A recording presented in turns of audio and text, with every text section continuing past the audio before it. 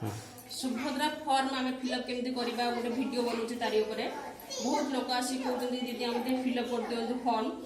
तेणुक गोटे भिडियोटे कर पकाऊँगी आमर ये देखिए संपूर्ण नाम आधार अनुजाई प्रथम नंबर देला संपूर्ण नाम आधार अनुजाई सुमति स्वाई देखिले ये फास्ट लिखिले सुमति मझे गोटे स्पेस देदेवे तापर स्वाई हो गला कंप्लीट जदि अधिक लेटर आसला ताहले एपटे तल लाइन की आनिबे नले नाई सेतिक रखिदेवे तापर आधार संख्या 2 नंबर आसला आधार संख्या हमर जो 12टा नंबर हले आमे सेटा पके दबा तापर स्वामी को आधार अनुजाई पिता को नाम बा स्वामी को नाम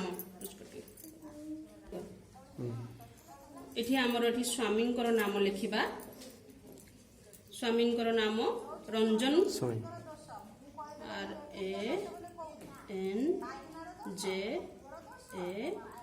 रंजन ये गोटे मझे स्पेस दबा स्वाई SWAIN स्वाई आउ तल लेटर किसी आमर दरकार नहीं तल धाड़ी तापर जन्म तारीख आमर आधार अनुजाई आमर जन्म तारीख लिखिदबा 12/7/1990 तापर आमर केउ वर्ग 5 नंबर आमर साधारण वर्ग जी अनुसूचित जाति माने आमर SC जे हेति अनुसूचित देबे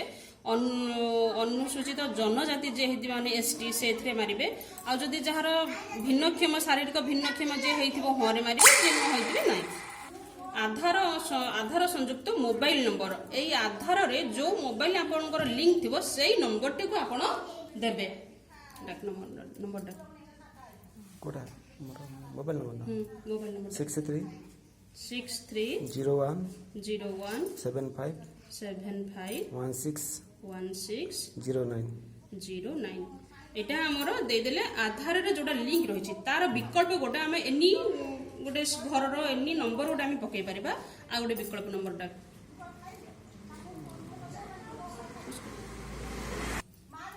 विकल्प नंबर हमें गोटे देले 7735290897 हमर तापर देले जिला भद्रक BHAD 10 नंबर कलम रे आसला हमर ग्रामांचल निमंते ग्राम पकेबा तापर देला ग्राम पंचायत हमर निज निज ग्राम पंचायत देबे तापर ब्लॉक आपनकर निज ब्लॉक पकेबे 11 नंबर आपनकर एटा सहरांचल निमंते हमर जेहेतु हमर गाउली रे अछंती हमर एटा 11 नंबर कलम हमर किछि आवश्यक नै जे शहर रे रहथन सेटा को से फिलअप करिवे शहर लोक माने 10 नंबर कलम फिलअप करिवे नाही एटा रहिला आपनकर आधार सक्षम संचय खाता थिबा बैंक रो नाम एटा होची बैंक रो नाम देछि बैंक अकाउंट नंबर मागी नै एटा बैंक रो नाम लिखिबे आपनकर स्टेट बैंक ऑफ केंद्रापदा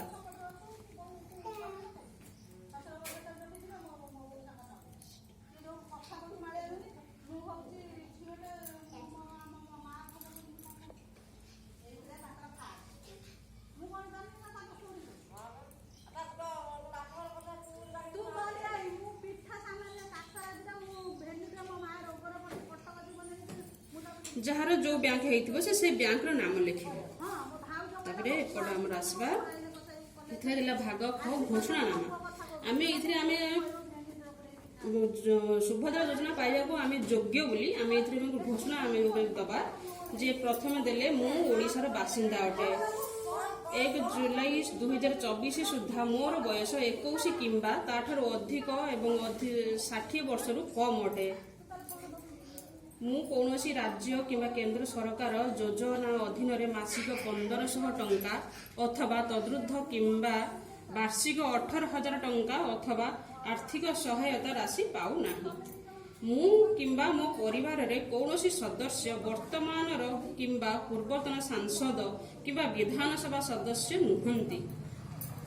मु किंबा मो परिवार रो कौनसी सदस्य आयकर दाता नुहंती मु किंबा मो परिवार रो कौनसी सदस्य कौनसी सहरांचल स्थानीय संस्था किंबा पंचायत राज अनुष्ठान रे जन निर्वाचित जनप्रतिनिधि नुहंती मु किंबा मो परिवार रो कौनसी सदस्य भारत सरकार किंबा राज्य सरकार कौनसी अंगठन अथवा कौनसी बोर्ड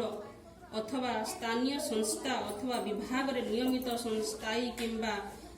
ଚୁକ୍ତିଭିତ୍ତିକ କର୍ମଚାରୀ ଭାବରେ ନିଯୁକ୍ତ ନୁହନ୍ତି ଅଥବା ଅବସର ପରେ ପେନସନ ପାଉନାହାନ୍ତି। ମୁଁ କିମ୍ବା ମୋ ପରିବାରର କୌଣସି ସଦସ୍ୟ ଭାରତ ସରକାରଙ୍କ କୌଣସି ସରକାରୀ ବିଭାଗ ଅଥବା ଉଦ୍ୟୋଗ ଅଥବା ବୋର୍ଡ ଅଥବା ସଂଗଠନ ଅଥବା ରାଜ୍ୟ ସରକାରଙ୍କ ଜଣେ ନିର୍ବାଚିତ ମନୋନୀତ ପ୍ରତିନିଧି ନୁହନ୍ତି। ମୋର କିମ୍ବା ମୋ ପରିବାରର କୌଣସି ସଦସ୍ୟଙ୍କର 5 ଏକରରୁ ଅଧିକ ଜଳସେଚିତ କିମ୍ବା 10 ଏକରରୁ ଅଧିକ ଅଣଜଳସେଚିତ ଜମି ନାହିଁ। ମୋର କିମ୍ବା ମୋ ପରିବାରର କୌଣସି ସଦସ୍ୟଙ୍କର 4 ଚକିଆ ମୋଟର ଯାନ ନାହିଁ। ମୋ ପରିବାରର ବାର୍ଷିକ ଆୟ 2.50 ଲକ୍ଷ ଟଙ୍କାରୁ କମ୍ ଅଛି।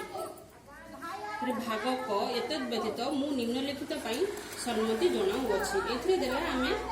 ଆଧାର ପାଇଁ ସୁଭଦ୍ରା ପାଇଁ ଆମେ ଏଟାକୁ ଠିକ୍ ଦେବା। ମୋର ପ୍ରମାଣିକ ମାନ୍ୟତା